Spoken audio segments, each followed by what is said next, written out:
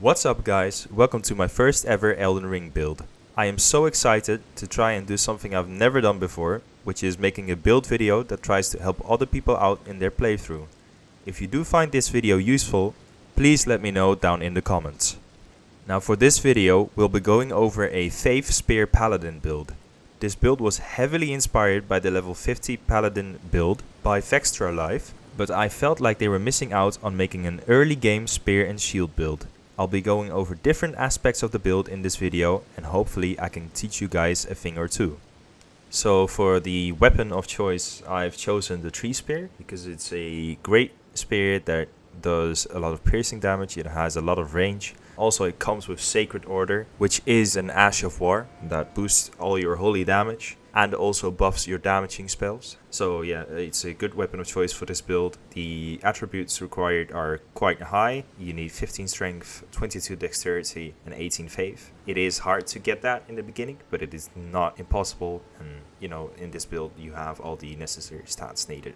What's also very important about the tree spear is that it comes with holy damage because of the Ash of War Sacred Order. However, the great thing about the tree spear is that you can use an armament. Let's say you want to use Electrify armament later on in the game as a incantation.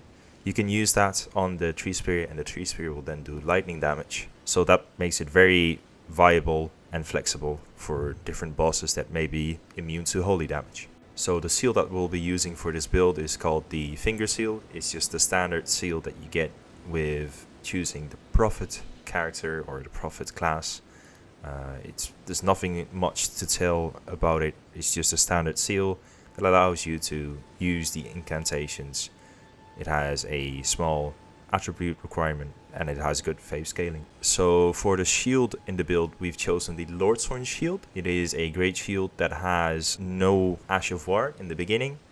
We've equipped Barricade Shield together with it to make it even more potent and strong. There's nothing much or a lot to tell about the Lordsworn shield. The only thing I would say is that the only reason why we choose this shield over something like the brass shield is that a great shield bounces and deflects more attacks than a medium shield.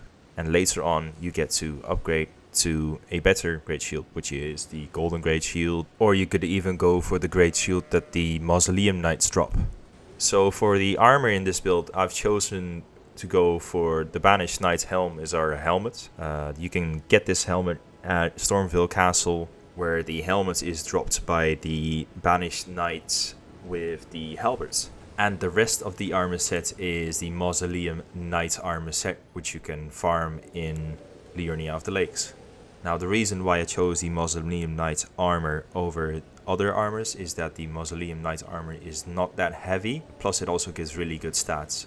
So that's a perfect combination for our build. So as the first talisman in the build, I've chosen the Arsenal Charm. This is because we have quite a lot of armor. We also have a great shield and a great spear. So this is going to weigh us down a lot. And the Arsenal Charm helps us carry all this stuff around without overspending points into endurance or points into stamina. Now the second talisman that I've chosen for this build is called the Two Fingers Heirloom. You can get it in Liurnia of the Lakes.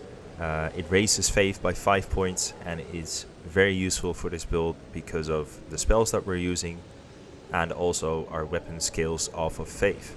So for the third talisman of this build, I've chosen the Spear Talisman because obviously we have a great spear and this just enhances the counterattacks unique to thrusting weapons.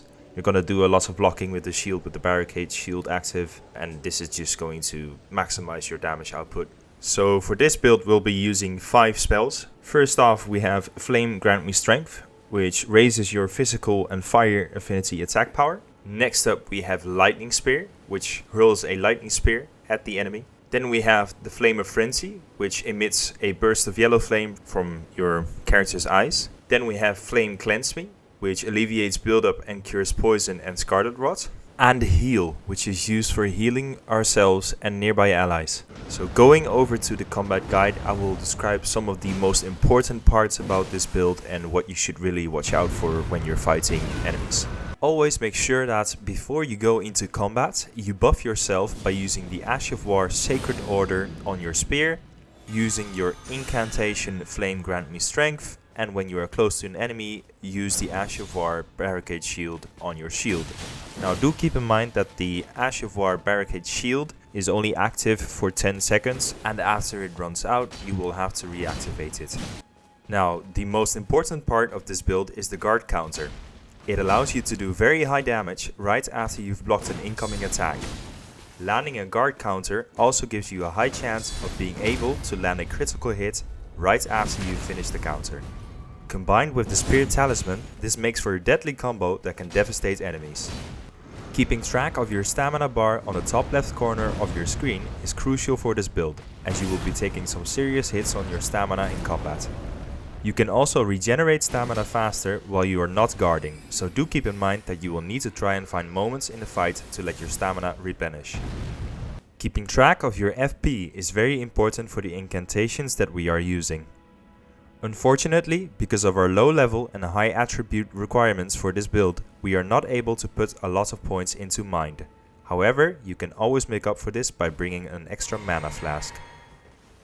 Sometimes it can be very useful to put your shield on your back and two-hand the Mighty Tree Spear. This allows you to do massive damage on heavy attacks and also gives you more variety in playstyle. Now, of course, starting out as a new player, it can be very frustrating if you do not win a lot of fights. Instead, try to approach fights from a different angle and try to learn from the mistakes you make. This in turn rewards you with becoming a better version of yourself and can give you a feeling of accomplishment. If you did like the video, please let me know down in the comments. Any comments is welcome, even if you feel like I can do something different the next time I make a video. Have a nice week, and I will catch you guys later.